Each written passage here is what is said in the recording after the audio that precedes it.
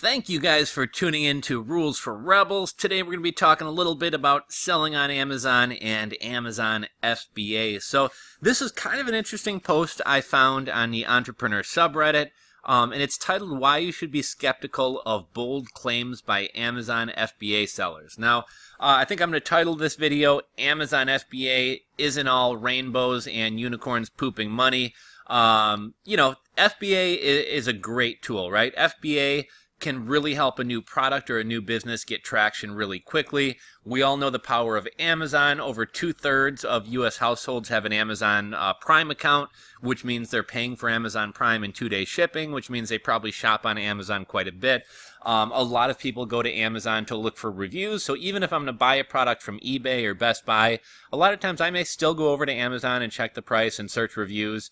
And so even if somebody's not buying your product off Amazon, a lot of times they'll if you have your own brand, if I see it on your own Shopify store, I may go check your reviews on Amazon to see what other people have to say about your product. Well, there are plenty of fake Amazon reviews. I'm a little bit less skeptical of reviews on Amazon than I am of reviews on somebody's website, where a lot of people, it's just very easy to pay to get reviews and things like that. You'll see a lot of stores pop up and all of a sudden they have 95,000 happy customers, within the first 2 months. But this really isn't meant to shit on Amazon. One thing I do like to stress is Amazon isn't your friend. They're not your business partner. Amazon does what is in the best interest of Amazon.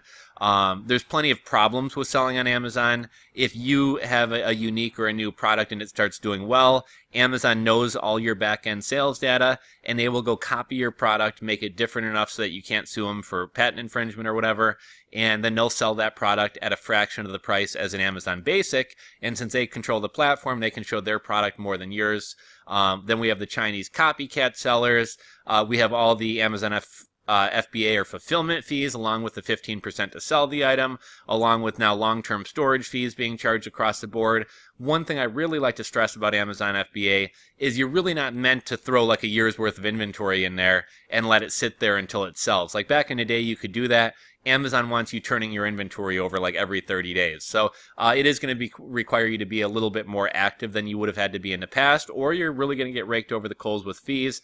And again, this isn't meant to shit on Amazon. Amazon is a very powerful platform. I've done well on there in the past. I personally know people who've built, 6-figure businesses over the course of, 18 months, 2 years, something like that. So it can help you get traction really quickly.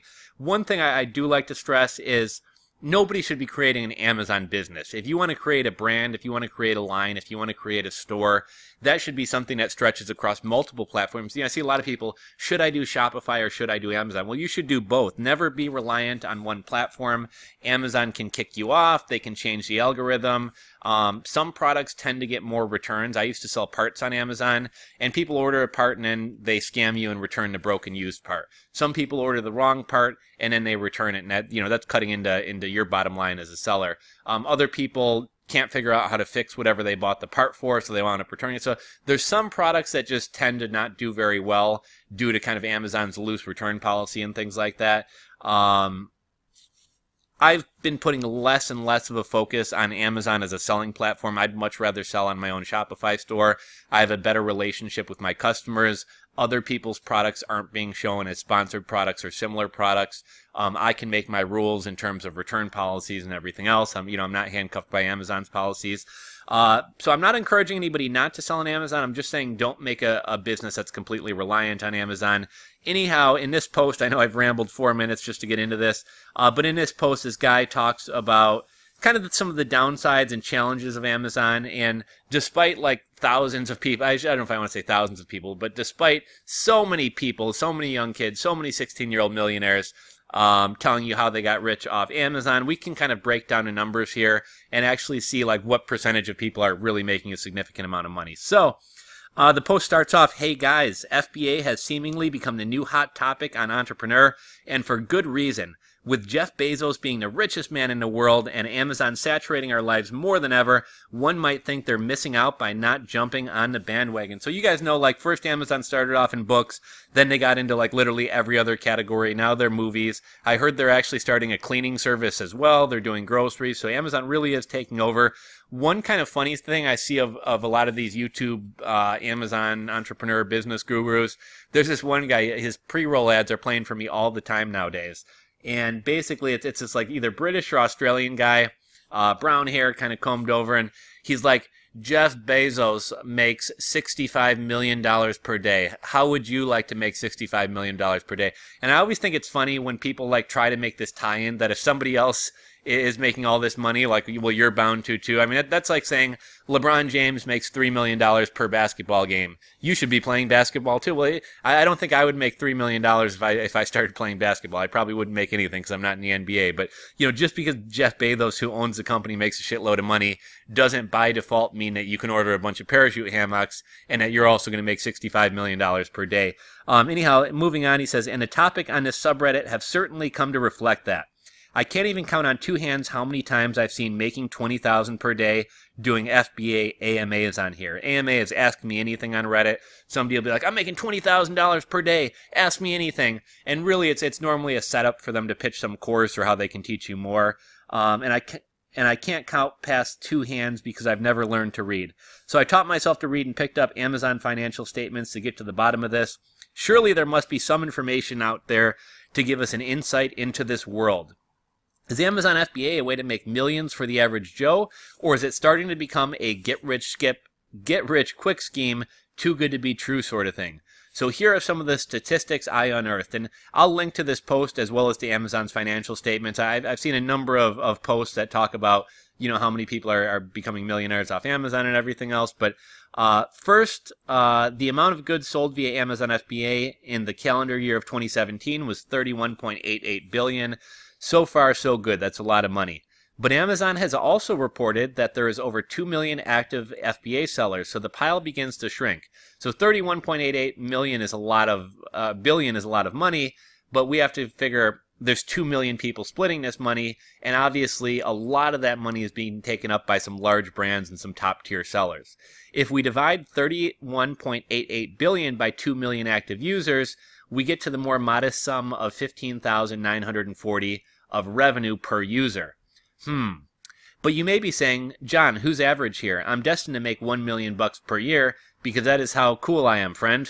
Amazon has also revealed how many sellers are making 1 million plus in revenue a year or more. The answer is 0.6%. That means that there are 12,000 FBA sellers out there making $2 million of 2 million making those revenue figures. Once we remove these super affiliate FBA sellers, it leaves 19.88 billion at most. Remember, those sellers are 1 million or more. 1,988,000 at the least FBA sellers. Amazon has said that there are at least 2 million sellers.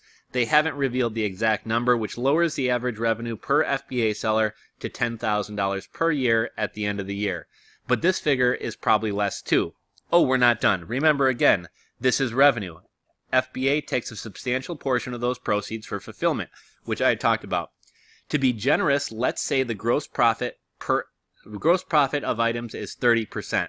This leaves $3,000 gross profit or less for the average FBA seller. This is notwithstanding any other costs related to the business. Amazon charges for shipping the products to them, albeit discounted, so Amazon does give you a discount. It's fairly cheap to ship stuff into their warehouses, but it's still costing you money, as well as charges for labeling the product and storage fees.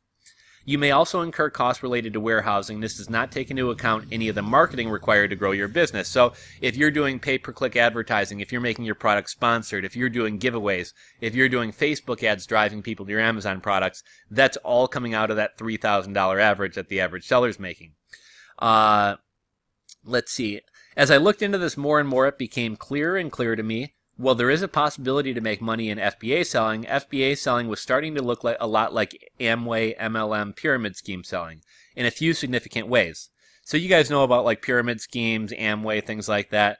There's a few people at the top who've been in for a long time and have a lot of people under them and make a lot of money. You guys kind of know all about pyramid schemes and MLM programs, but the disproportionate amount of income distribution where most people are making little to no money or even losing money, and the top echelons making money are making enough to keep the dream alive for the rest of the poor bastards at the bottom. Number two, the prevalence of get-rich-quick styled ebooks, YouTube channels dedicated to hawking FBA courses. Amway makes a large portion of their money from selling promotional videos and content dedicated to helping their sales representatives become more successful. To Amazon's credit, they don't directly do this, but they turn a blind eye to the thousands of Udemy and YouTube people who do. In truth, it spawned a whole industry of people pursuing the FBA lifestyle, and there's a high likelihood that the people are making way more money doing this than they ever would doing FBA. So in short, while I can't call FBA a scam, I would urge those who are tempted by bold claims FBA sellers are prone to making here.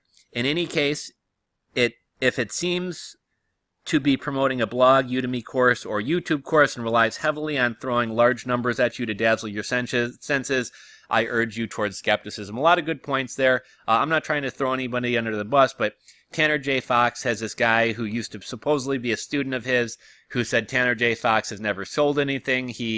And then Tanner J. Fox is making videos about how he did $200,000 in sales in a day. Will it happen to be sales selling an Amazon FBA or a drop shipping course? There's Lamborghinis thrown around. Basically, if you see a Lamborghini, if people are throwing large million and $100,000 per day, per week, per month at you, as opposed to talking about actual strategies and what they're doing, be skeptical. And in my younger days, I got sucked into a lot of like MLM and kind of nonsense things. And one kind of recurring theme that always pops up is you go sit in these seminars or these meetings. And even more recently, I've been to like the Damon Dash Shark Tank Money program. I've been to some real estate courses.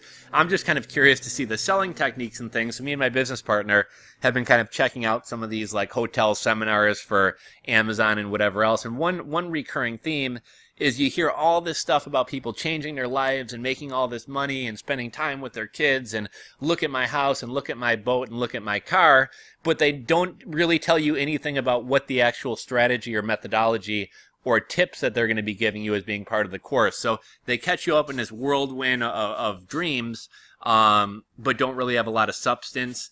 So again, I thought this was a great post. It isn't saying Amazon FBA is bullshit, and it isn't saying it's not worth doing. Like, a couple people in the comment section were like, look, my Amazon business does anywhere from $15,000 to $30,000 per year in sales. It takes about 10 to 12 hours of my month, 10 to 12 hours of work per month. If we're assuming like a 30% profit margin on that, I think that comes out to about $9,000. If you can make an extra $9,000 per year off spending 10 or 12 hours per month, maybe keeping up with your Amazon listings, ordering replenishment inventory and sending it in, it's not a bad buck, right? Like, that's not a scam. Well, I'm sure a lot of people would love to make an extra $9,000 a year.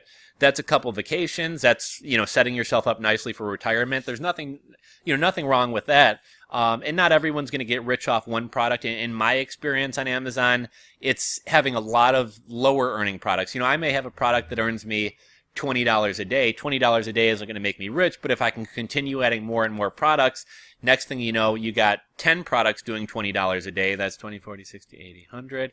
That's $200 a day in profit. So I personally have always found that most people aren't going to have a home run product that's bringing in loads of money. Most people are going to have a lot of, mediocre products that are bringing a little bit of money. But as you start building a portfolio of those, you can start making some real money. So I have been putting less and less focus on Amazon. I would rather sell on my own Shopify stores where, like I said, I make the rules. I have a better relationship with my customers. I have access to their emails and phone numbers so that I can remarket to them for free. I'm not paying 15% in selling fees. And it's almost become that selling through Amazon FBA is almost a prerequisite. You almost can't make money and can't rank self-fulfilling, or at the very least, it's very hard. So they're almost twisting your arm into paying them more fees for fulfillment. But yeah, nothing wrong with Amazon. Just don't build a business that's completely reliant on Amazon, and maybe go into it with more realistic expectations. Don't think month one you're going to be making $20,000 a month. Things are a slow building process. There's a lot of fees. It is getting competitive, and you're going to need to build a brand and actually build a business. Amazon isn't some magic tool. Everything at one point has had its heyday, right? Like, drop shipping, there was a heyday of it. Amazon merch had a heyday. Shopify stores had a heyday. But as more people start rushing in, as customers become more savvy, things start getting more challenging. So just keep that in mind. Have realistic expectations. Anyhow, hope you guys enjoyed this video. If you did, give it a thumbs up. If you're not subscribed, hit that subscribe button below. And until next time, Rules for Rebels signing out, guys. I'll catch you guys on the next video.